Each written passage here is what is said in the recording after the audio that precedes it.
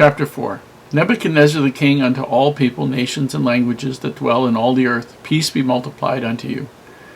I thought it good to show the signs and wonders that the high God hath wrought toward me. How great are his signs, and how mighty are his wonders. His kingdom is an everlasting kingdom, and his dominion is from generation to generation. Nebuchadnezzar was at rest in mine house, and flourishing in my palace. I saw a dream which made me afraid, and the thoughts upon my bed, and the visions of my head troubled me. Therefore I made a decree to bring all the wise men to Babylon before me, that they might make known unto me the interpretation of the dream. Then came in the magicians, the astrologers, the Chaldeans, and the soothsayers, and I told the dream before them, but they did not make known to me the interpretation thereof. But at the last Daniel came in before me, whose name was Belteshazzar, according to the name of my God, and in whom the spirit of the holy gods. And before him I told the dream, saying, O Belteshazzar, master of the magicians, because I know that the spirit of the holy gods is in thee, and no secret troubleth thee. Tell me the visions of my dream that I have seen, and the interpretation thereof. Thus were the visions of mine head in my bed. I saw and beheld a tree in the midst of the earth, and the height thereof was great. The tree grew and was strong, and the height thereof reached unto heaven, and the sight thereof to the end of all the earth. The leaves thereof were fair, and the fruit thereof much, and in it was meat for all. The beasts of the field had shadow under it, and the fowls of heaven dwelt in the boughs thereof, and all flesh was fed of it. I saw in the visions of my head upon my bed, and behold, a watcher and an holy one came down from heaven. He cried aloud and said thus, Hew down the tree, and cut off his branches, shake off his leaves, and scatter his fruit. Let the beasts get away from under it, and the fowls from his branches. Nevertheless, leave the stump of his roots on the earth, even with the band of iron and brass in the tender grass of the field. And let it be wet with the dew of heaven, and let his portion be with the beasts in the grass of the earth. Let his heart be changed from man's, and let a beast's heart be given unto him, and let 7 times pass over him. This matter is by the decree of the watchers, and the demand by the holy word of the holy ones, to the intent that the living may know that the Most High ruleth in the kingdom of men, and giveth it to whomsoever he will, and setteth up over it the basest of men. This dream I, King Nebuchadnezzar, have seen. Now thou, O Belteshazzar, declare the interpretation thereof, forasmuch as all the wise men of my kingdom are not able to make known unto me the interpretation, but thou art able, for the spirit of holy gods is in thee. Then Daniel, whose name was Belteshazzar, was astonied for 1 hour, and his thoughts troubled him. The king spake and said, Belteshazzar, let not the dream or the interpretation thereof trouble thee. Belteshazzar answered and said, My lord, the dream be to them that hate thee, and the interpretation thereof to thine enemies. The tree that thou sawest, which grew and was strong, whose height reached unto the heavens, and the sight thereof to all the earth, whose leaves were fair, and the fruit thereof much, and in it was the meat for all, under which the beasts of the field dwelt, and upon whose branches the fowls of heaven had their habitation. It is thou, O king, that art grown and become strong. For thy greatness is grown and reaches unto heaven, and thy dominion to the end of the earth. And whereas the king saw a watcher and a holy one coming down from heaven, and saying, Hew the tree down and destroy it, yet leave the stump of the roots thereof in the earth, even with a band of iron and brass in the tender grass of the field, and let it be wet with the dew of heaven. And let his portion be with the beasts of the field, till 7 times pass over him. This is the interpretation, O king, and this is the decree of the Most High, which is come upon my lord the king, that they shall drive thee from men, and thy dwelling shall be with the beasts of the field.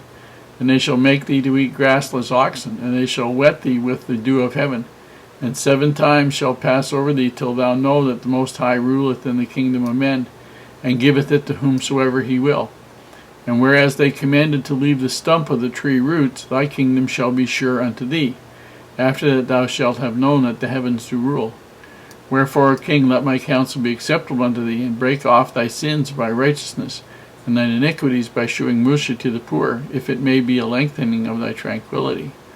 And all this came upon the king Nebuchadnezzar. At the end of 12 months he walked in the palace of the kingdom of Babylon. The king spake and said, Is not this great Babylon that I have built for the house of a kingdom by the might of my power, and for the honor of my majesty? While the word was in the king's mouth, there fell a voice from heaven, saying, O King Nebuchadnezzar, to thee it is spoken, the kingdom is departed from thee.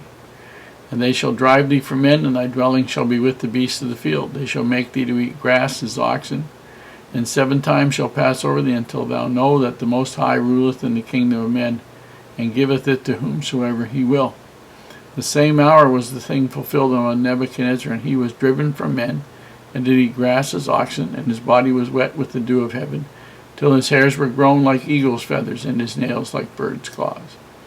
At the end of the days, I, Nebuchadnezzar, lifted up mine eyes unto heaven, and my understanding returned unto me, and I blessed the Most High, and I praised and honored him that liveth forever, whose dominion is an everlasting dominion, and his kingdom is from generation to generation. And all the inhabitants of the earth are reputed as nothing, and he doth according to his will in the army of heaven, and among the inhabitants of the earth, and none can stay his hand, or say unto him, What doest thou? At the same time my reason returned unto me, and for the glory of the kingdom mine honor and brightness returned unto me. And my counselors and my lords sought unto me, and I was established in my kingdom, and excellent majesty was added unto me. Now I, Nebuchadnezzar, praise and extol and honor the King of heaven, all whose works are truth, and his way is judgment, and those that walk in pride he is able to abase. Nebuchadnezzar has a heathen belief that we see so common in people of the world today.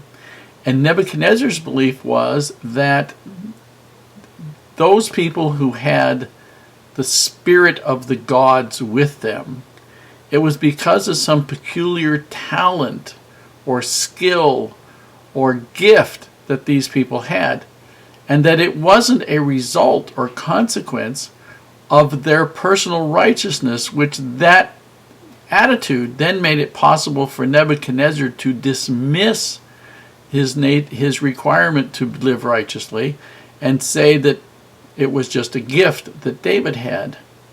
And we see that time and time again in the world. Yeah, you're righteous, but I'm not. Therefore, it's a talent or skill you have, and I don't have to even try, because I couldn't have the same skill or talent to be righteous as you do. And the point is, it requires all of us to be, and all of us can be. And Nebuchadnezzar could be. And the problem was that Daniel was astonied, which basically means, in this particular case, bewildered.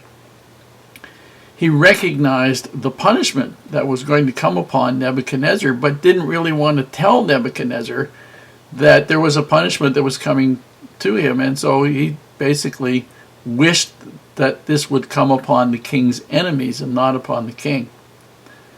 But basically told him if Nebuchadnezzar would put his life in order and be more generous, more worthy, more loving towards the poor, he might avoid the punishment that would otherwise come. But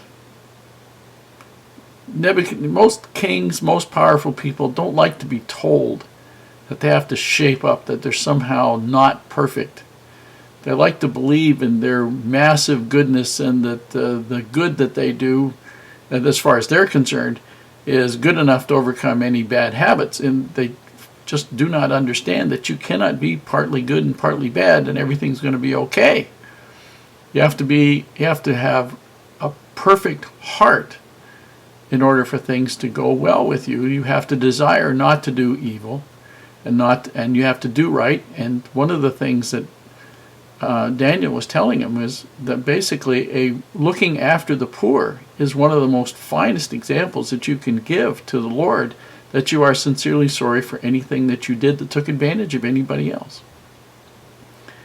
The most amazing part to me of this is at the end, Nebuchadnezzar praises God after his reason is returned to him.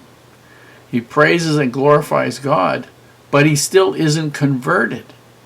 To him, the fact that God exists, the fact that he understands that, is separate from the necessity of him being righteous, of him following the gospel, of him doing what he sees Daniel do, Shadrach, Meshach, and Abednego do, and understanding he's just come out of being punished for being morally corrupt, worshiping idols, doing all those things.